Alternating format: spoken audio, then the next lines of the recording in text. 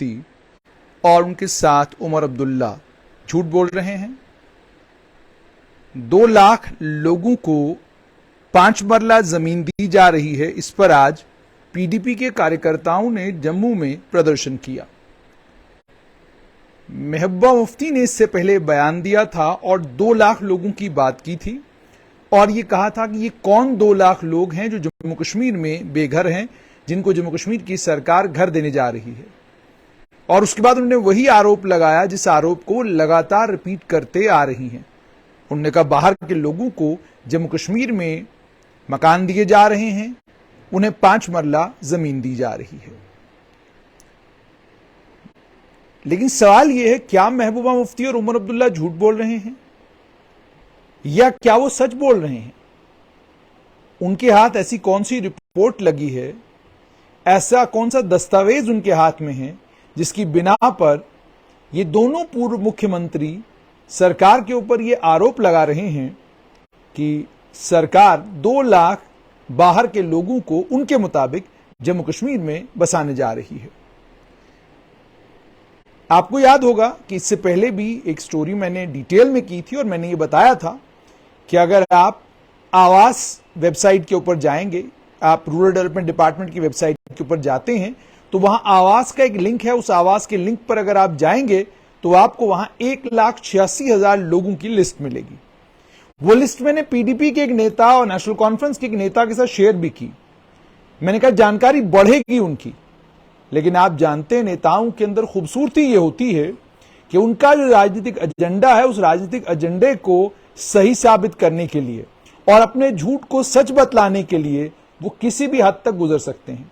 आप तथ्य उनके सामने रखिए, आप फैक्ट्स उनके सामने रखिए, वो उन्हें पर्दे मारते हैं और कहानी वही सुनाते हैं जो कहानी उनको लगता है लोगों के अंदर खौफ पैदा करेगी, डर पैदा करेगी और जिसके नतीजे में आतंकवादी बिहार के मजदूरों के ऊपर, यूपी के मजदूरों के ऊपर, देश के विभिन्न भागों से जो गरीब लोग कश्मीर घाटी में काम करने के लिए आते हैं उन्हें अपना निशाना बनाएंगे।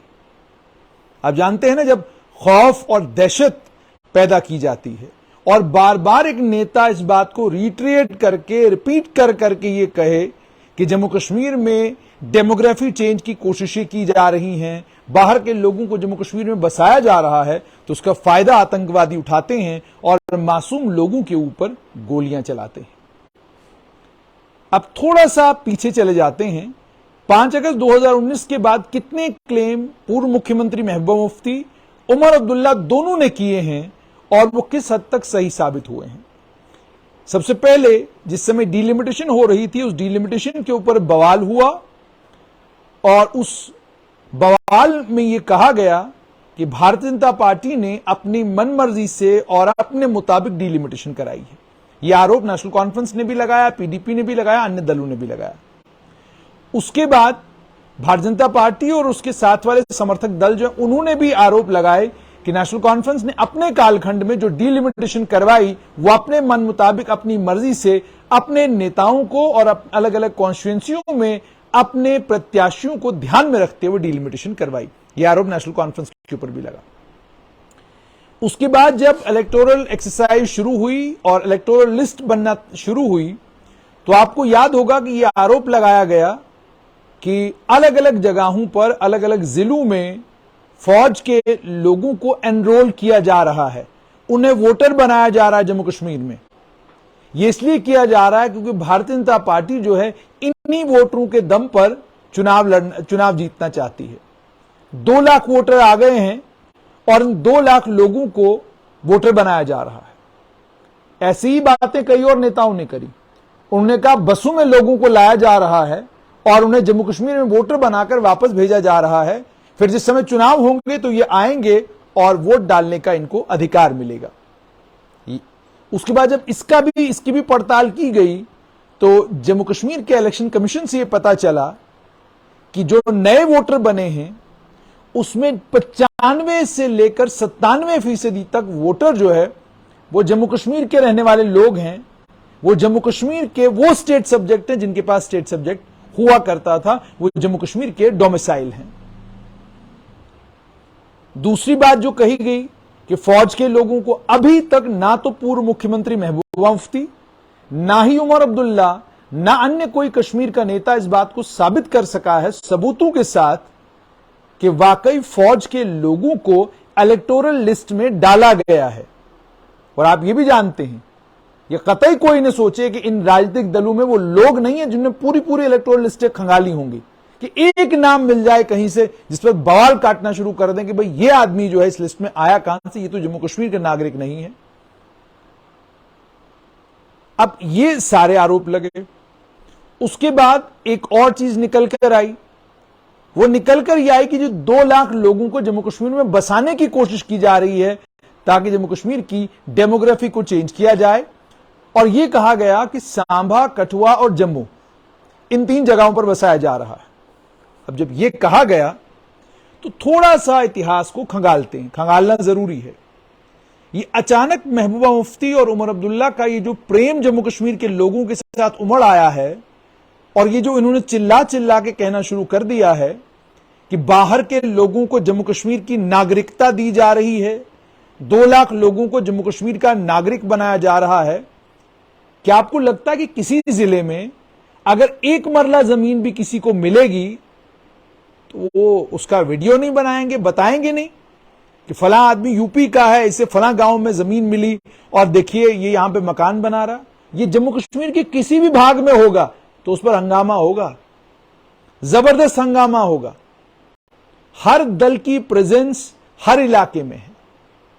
नेशनल कॉन्फ्रेंस के कार्यकर्ता पूरे जम्मू संभाग में फैले हुए हैं, पीडीपी के कार्यकर्ता, कांग्रेस के कार्यकर्ता। और यह कैसे संभव है कि सरकार कहीं जमीन देगी और इन नेताओं को कानो कान खबर नहीं लगेगी, और अगर ऐसा होगा तो उसकी फोटो और वीडियो ये लोग वायरल नहीं करेंगे? ऐसा कैसे संभव है? अच्छा, उसके बाद थोड़ा और आगे बढ़िए।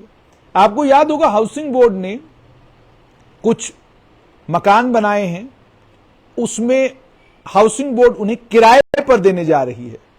वो खबर अलग अलग वेब पोर्टल्स पर चली और उसमें बताया गया कि किराया बिल्कुल थोड़ा सा होगा, और ये जो तैयार किए गए हैं, एक 1 रूम टेनेमेंट, 2 रूम टेनेमेंट, ये लोगों को दिए जाएंगे।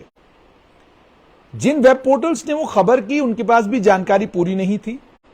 उन लोगों ने कहा कि यहां जो मजदूर हैं, यहां जो यूपी और बिहार से लोग आए हैं, उन्हें यहां बिठाया जाएगा। जब आप किसी राजनीतिक दल या किसी पॉलिटिकल पार्टी के साथ की कही हुई बात पर पूरा यकीन करके बिना पड़ताल किए बातें करते हैं तो आप तथ्यों से और फैक्ट से दूर रहते हैं।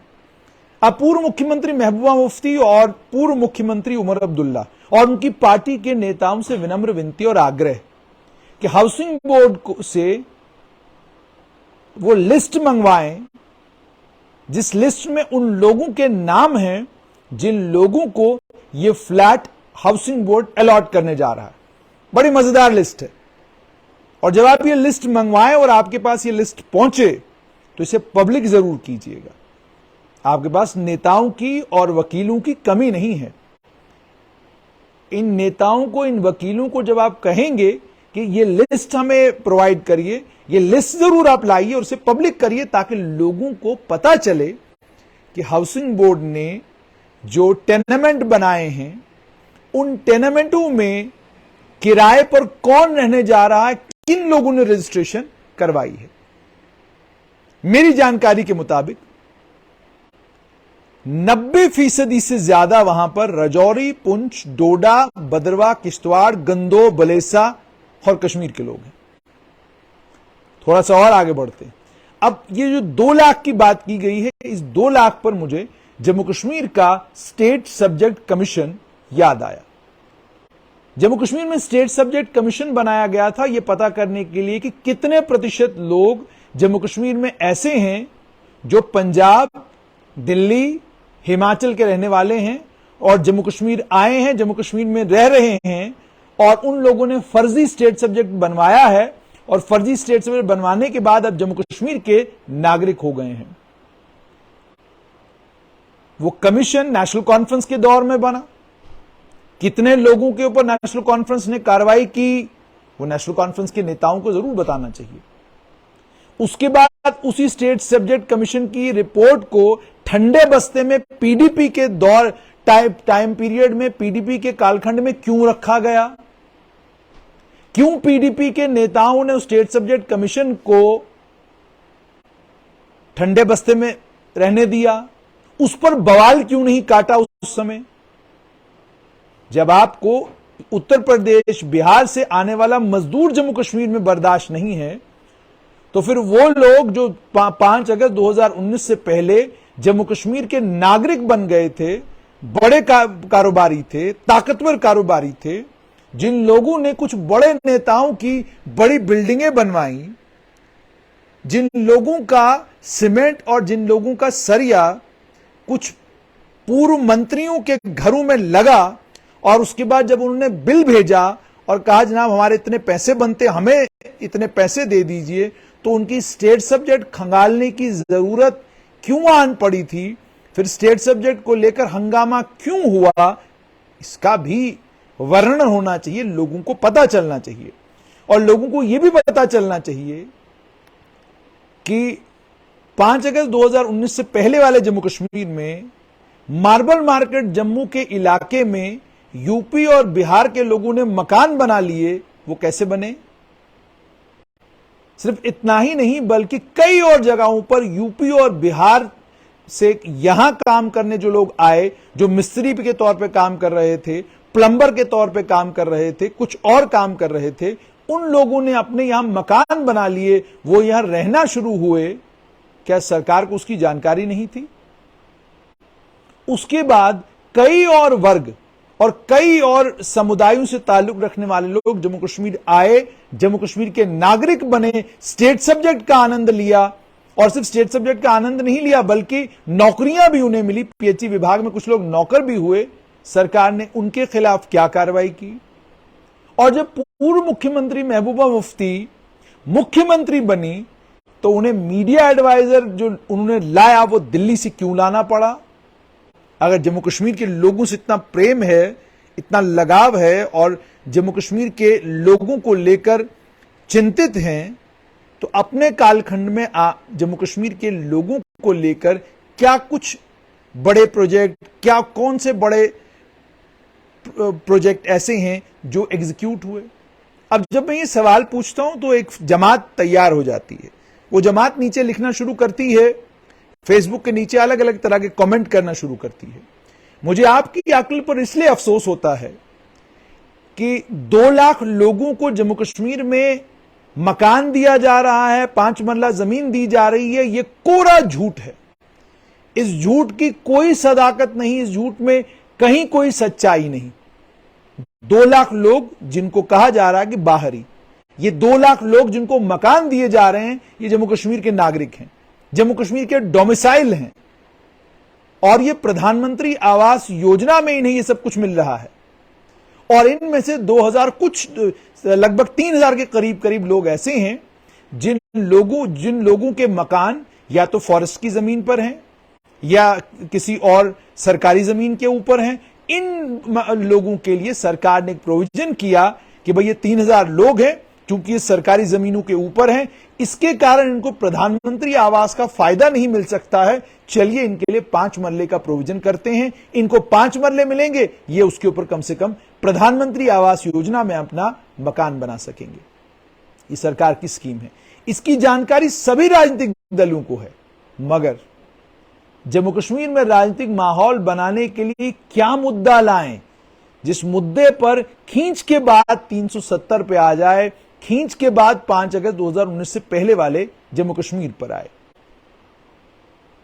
इसलिए मुद्दा वो ढूंढना है जिस मुद्दे में धर्म भी आ जाए, धार्मिक लोग भी आ जाएं, एक विशेष वर्ग के लोग भी आ जाएं, पता भी चल जाए कि यूपी और बिहार और देश के बाकी भागों के लोग जम्मू कश्मीर में आकर बस रहे हैं। मैं पिछले दिनों किसी से पूछ रहा था, यहां पर वो यहां पर धोबी का काम करता है, रहने वाले मध्य प्रदेश के हैं।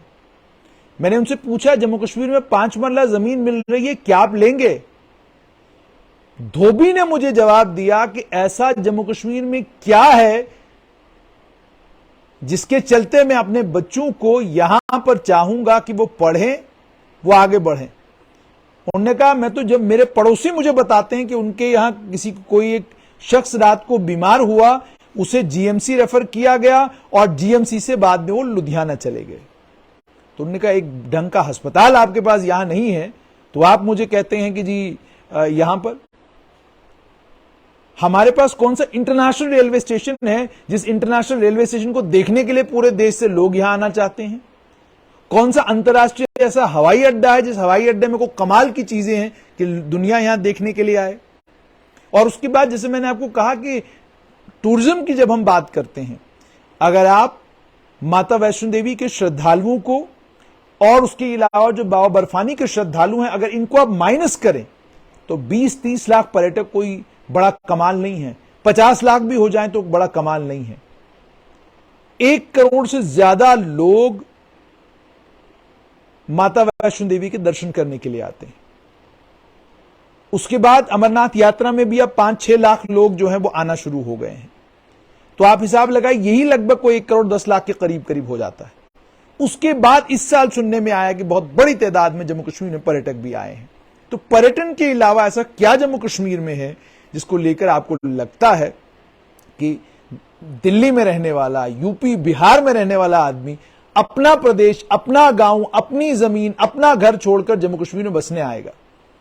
उसके बाद जिस तरीके से आतंकवादी गरीबों को, कमजोरों को निशाना बनाते हैं, इन बयानों के आने के बाद जब ये बयान आते हैं कि जी बाहर के लोगों को बसाया जा रहा है, समुदाय नहीं बताया जाता, यह नहीं कहा जाता कि किस धर्म के लोगों को, धर्म का नाम नहीं लिया जाता, केवल बताया जा रहा है बाहर के लोगों को, तो वो समझ में आ जाता है हर व्यक्ति को कि यह कहा जा रहा है कि यहां पर एक विशेष धर्म के लोगों को लाकर जम्मू कश्मीर, चूंकि मुस्लिम डोमिनेटेड केंद्र शासित प्रदेश है, यहां इसको मुस्लिम माइनॉरिटी में तब्दील करने के लिए इन लोगों को लाया जा रहा है। इस तरह की बातें की जाती हैं। तो जैसे मैंने आपको कहा, जब आप तथ्यात्मक दृष्टिकोण से देखेंगे तो जवाब में जरूर नीचे आप भी कमेंट जरूर करिएगा और मुझे भी थोड़ा सा, मेरी भी मदद करिएगा कि अगर आपके पास वो इलेक्टोरल जो वोटर लिस्ट है, वो कोई वोटर लिस्ट शेयर करिएगा जिसमें बिहार, यूपी या देश के किसी भी भाग के लोग जो हैं वो जम्मू कश्मीर के वोटर बन गए हैं। वो वोटर लिस्ट भी शेयर करिएगा जिसमें फौज के जवानों ने अपने इलाकों में, अपने गांव में, अपने देहात में अपना वोट कटवाया है और जम्मू कश्मीर में अपना वोट बनवाया है। जरूर शेयर कीजिएगा। फिर उन लोगों की लिस्ट भी शेयर कीजिएगा जिनको हाउसिंग बोर्ड मकान देने जा रहा है। फिर उन लोगों की लिस्ट भी शेयर कीजिएगा जिन 2 लाख लोगों को लेकर आप एक कहानी लोगों के बीच में मनगढ़ंत फैला रहे हैं कि जी देखिए 2 लाख लोग। और उसके बाद हैरानगी ये होती है कि एक पूर्व मुख्यमंत्री जिनके अपने कार्यकाल में फरवरी 2018 में जब वो मुख्यमंत्री थी, उस समय जम्मू कश्मीर में एक सोशियो इकोनॉमिक सर्वे शुरू हुआ। वो सर्वे इसीलिए किया गया था ताकि ढूंढा जाए और एलिजिबल बेनिफिशरीज को जिनको प्रधानमंत्री आवास योजना में कवर किया जा सके। उस सर्वे की रिपोर्ट बदकिस्मती के साथ उस समय आई जब पूर्व मुख्यमंत्री महबूबा मुफ्ती मुख्यमंत्री नहीं थी, बल्कि यहां पर राज्यपाल शासन था। वो रिपोर्ट जिन ऑफिसरों ने तैयार की, वो ऑफिसर जम्मू कश्मीर के हैं। जिन लोगों ने उसकी टेबुलेशन की, जो लोग ग्राउंड पर गए, जिन लोगों ने सर्वे किया, वो रूरल डेवलपमेंट डिपार्टमेंट और अन्य कुछ विभागों के कर्मचारी हैं जिन लोगों ने सर्वे किया और जिस सर्वे की बिना पर प्रधानमंत्री आवास योजना में जम्मू कश्मीर को 2 लाख घर मिले। अब इसकी वो पिक्चर है जिस पिक्चर को न कोई देखना चाहता है न कोई सुनना चाहता है। उसका कारण ये कि आप सुनना झूठ चाहते हैं, आपको झूठ सुनने में मजा आता है। प्रोपेगेंडा आप इसलिए भी सुनना चाहते हैं क्योंकि आपको लगता है कि इससे वो बातें सही साबित होंगी जो हमारे मनों में और हमारे दिमाग में चल रही हैं। और आप ये भी जानते हैं आजकल एक और मिजाज लोगों का हो गया है कि मेरे कान को जो अच्छा लगे मुझे वो सुनना है, मेरी आंखों को जो अच्छा लगे मुझे वो देखना है, और मेरी जुबान को जो अच्छा लगे मुझे वो बोलना है। तो जब आप इस चक्कर में पड़ते हैं कि आपके कानों को क्या अच्छा लग रहा है, आपकी आंखों को क्या अच्छा लग रहा है, तो फिर मामला गड़बड़ हो जाता है। फिर सच्चाई आप नहीं सुनेंगे, फिर आप वही सुनेंगे जिससे ये सिद्ध साबित, वो थ्योरियां सही साबित होती हो जो थ्योरियां 5 अगस्त 2019 से लगातार एक के बाद एक दी जा रही हैं, लगातार एक के बाद एक दी जा रही हैं और बेची जा रही हैं। ये सारी थ्योरीज हैं। ये थ्योरीज क्यों दी जा रही हैं ये आप खुद समझ सकते हैं कि कल जब लोगों के बीच में जाना है तो बात 370 पे न करनी पड़े, बात बिजली पानी सड़क के ऊपर ना करनी पड़े, बात उस पर की जाए जिस पर पूरे देश में बात होती है और पूरे देश में वोट मांगा जाता है।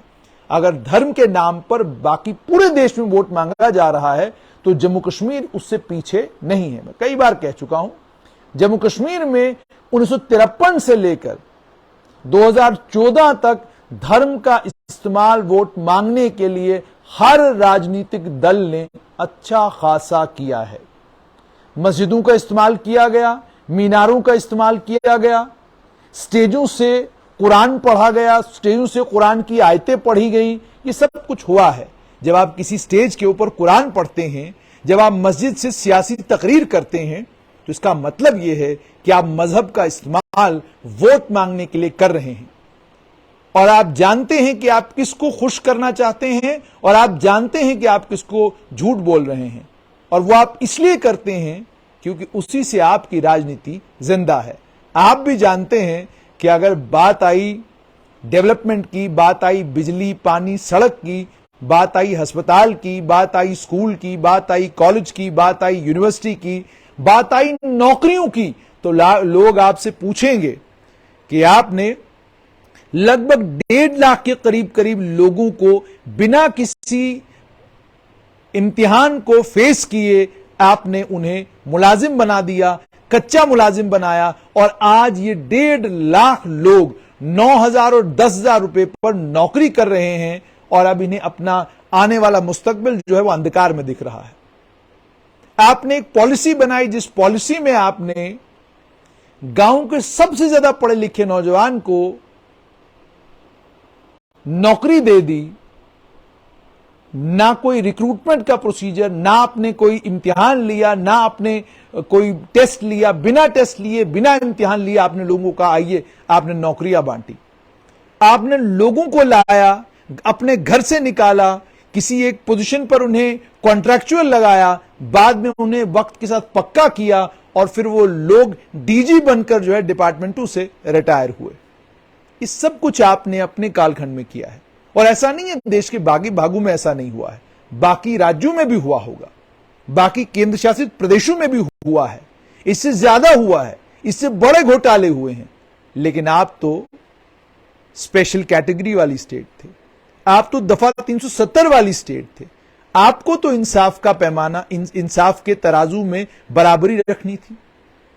आपको तो इंस्टीट्यूशनों को इतना मजबूत और इतना ट्रांसपेरेंट और इतना कमाल का बनाना चाहिए था कि किसी को यह कहने की जरूरत नहीं पड़ती कि जम्मू कश्मीर में पैसा दो तो नौकरी मिलती है, जम्मू कश्मीर में नौकरी खरीदी जा सकती है, जम्मू कश्मीर बैंक में मुलाजमत हासिल की जा सकती है। ये सब कुछ जम्मू कश्मीर में हुआ है। तो इसीलिए जब आप आज के सिस्टम पर, आज के इस दौर पर और आज के इस वक्त पर बहुत सारे सवाल खड़े करते हैं, तो आप जरा लोगों को यह बताइए कि वो जो जम्मू कश्मीर बैंक में एक तरीका था चपरासी लगने का, क्लर्क लगने का, वो कौन सा तरीका था? वो कौन सी रिक्रूटमेंट थी? वो जो आपने लेजिस्लेटिव काउंसिल में लोग लगाए थे, वो जो आपने लोगों के, मंत्रियों के घरों में काम करने वाले, मंत्रियों के घरों में चाय बनाने वाले, खाना बनाने वाले, उनको आपने लेजिस्लेटिव काउंसिल का स्टाफर बना दिया। और वो जो मंत्रियों के रिश्तेदार जो आपने लेजिस्लेटिव असेंबली में पहुंचा दिए, वो जो स्पीकरों के दोस्तों के रिश्तेदार जो आपने लेजिस्लेटिव असेंबली में पहुंचा दिए, ये सब कुछ आपने अपने कालखंड में किया है। आपने मेरिट का गला घोंटा है, ये इसको मानने में आपको कोई परेशानी नहीं होनी चाहिए। ये आपके कार्यकाल में, आपके टाइम पीरियड में, ये सब कुछ आपके वक्त में हुआ है। तो इसीलिए आज जो ये चिंता हो रही है राजनीतिक दलों को, होनी चाहिए, जरूरी है। आप जागरूक हैं, आप आज सब चीजों का ख्याल रख रहे हैं, लेकिन सवाल तो आपसे लोग जरूर पूछेंगे। एक कि स्टेट सब्जेक्ट कमीशन जो आपने बनाया था, आपने अपने कार्यकाल में कितने लोगों के खिलाफ कार्रवाई की। नंबर 2, यूपी और बिहार से आए हुए लोग जो जम्मू के अलग अलग जगहों पर पक्के मकान बना के बसे हुए हैं, वो आपके टाइम पीरियड में कैसे बसे। और नंबर 3 ये कि मेरिट और कैपेबिलिटी इसे दरकिनार करके पिछले दरवाजे से लेजिस्लेटिव काउंसिल, लेजिस्लेटिव असेंबली, कॉरपोरेशनों में, बैंक, जम्मू कश्मीर बैंक में और अन्य कितने विभागों में आपने लोग लगाए। और बड़े सारे लोग इसमें कहते हैं कि जनाब क्या गलत है, नौकरी तो दे रहे थे। बिल्कुल बात आपकी सही थी, नौकरी दे रहे थे, लेकिन गला किसका घोंट रहे थे? उन नौजवानों का जो अगर मेरिट की बुनियाद पर सब कुछ हुआ होता, आज चाय की दुकान पर, साइकिल रिपेयर की दुकान पर या बाकी कारोबार में वो बाकी कारोबार नहीं कर रहे होते, वो भी नौकरियां सरकारी कर रहे होते। ये सब कुछ हुआ है। तो ये सारे सवाल हैं जो लोग जरूर पूछेंगे।